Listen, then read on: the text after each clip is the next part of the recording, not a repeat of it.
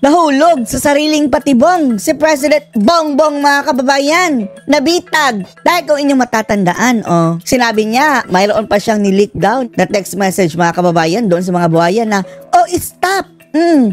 Huwag niyong i-impeach si VP Sara. Pero apparently, mga kababayan, bodo lang pala dahil natuloy pa rin ang sinampang impeachment, mga kababayan, laban kay VP Inday. At ang nagsampa pa ay yung mga pasabwat na ni Tamba, yung mga makakaliwang grupo, mga kababayan, na tila in-invade pa ang Kongreso, di ba?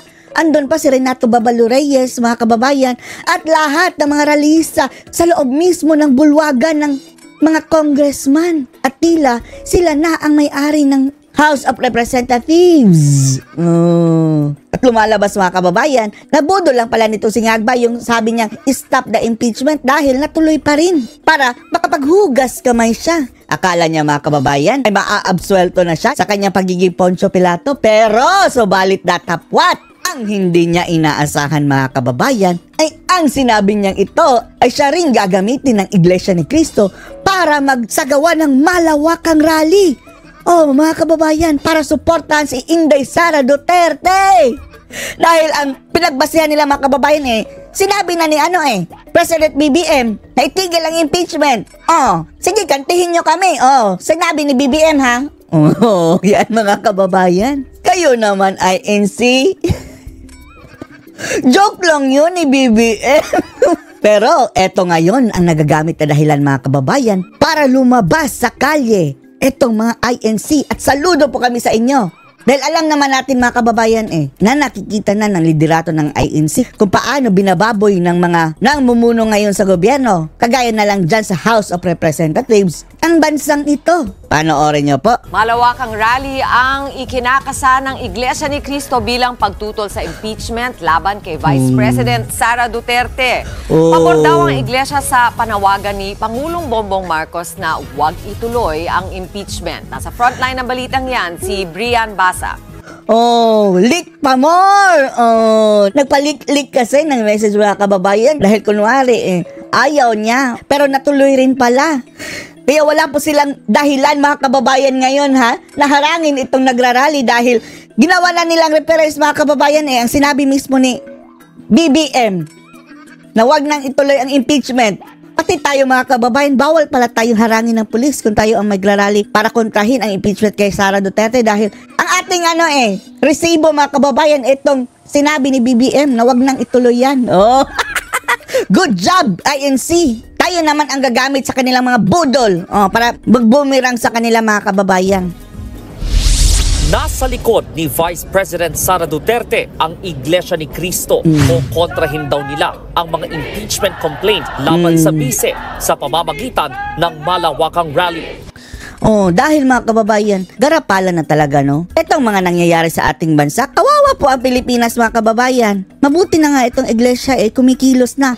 Yung mga ibang relihiyon, kailan pa? Kung too late na, sabihin nila, mga kababayan, huwag kayo makialam dahil simbahan kayo. Bakit? Hindi ba kami nakatira sa Pilipinas? Lahat may karapatan kahit simbahan dahil under tayo ng isang gobyerno, Inanunsyo yan sa programang Saganang Mamamayan ng Net25. Ang mga kapatid po sa iglesia ay naghahanda, Nelson. Ulitin ko po, ang mga kapatid po sa iglesia ay naghahanda na magsagawa po ng rally. Magsagawa po ng rally upang ipahayag sa lahat ng mga kinauukulan na ang Iglesia ni Cristo ay pabor. Pabor po sa opinyon ng Pangulong Bongbong Marcos. Huwag niyong pag-initan ang Iglesia ni Cristo, ha? Kayong mga ngag-ngag dyan dahil kayo na mismo ang nagsabi, ayaw nyo ng impeachment. Kinote kayo ng Iglesia ni Cristo. Huwag nyo silang pag-initan kung mag-rally sila. Baka naman, mga kababayan, kagaya yung dati na ginagawan-gawan na naman sila ng issue. Dahil ang nanggigipit sa iglesia dati, di ba, sina Dilima ba yun? Ngayon, di ba, kasama na si Ngag-Ngag at si Dilima? Huwag kayong magkamalin dyan, mga ngagba. Na hindi sumang-ayon sa isinusulong ng ilang sektor na impeachment. Dahil maraming problema ang ating bansa na dapat pong unahin ng ating pamahalaan. tama. Dinadivert lang tayo mga kababayan dito sa kanilang mga circus dyan. Ang Iglesia ni Cristo po ay para sa kapayapaan. Ayaw namin, no? Ayaw po natin sa anumang uri ng kaguluhan na manggagaling. Peaceful protest yan mga kababayan ha. Hindi naman protest pero rally. Tinutulungan pa nga kayo ha. Kung inyo talagang tutuusin, kayo nga, tinutulungan kayo ng Iglesia ni Cristo na kapag itutuloy nyo yung impeachment talagang magkakagulo. Kaya itong peaceful rally ng mga iglesia mga kababayan is para sa pangkalahatang kapayapaan dahil kung matutuloy ang impeachment kay Sara, siguradong maghahalo ang balat sa tinalupan. Sa kanino mang panig. Ngayon pa lamang po, mga kababayan, ay nag-uorganisa na po ang mga lokal sa buong iglesia para magkaroon ng mga malalaking pagtitipon. Malalaking pagtitipon. Kita nyo yung anniversary lang ng INC? Grabe! Millions and millions of people mga kababayan ang sumasali. Yan, kadami ang babanggain nyo. Tapos, paano kung mag-o-organize na din ang ibang mga grupo? Ibang relihiyon.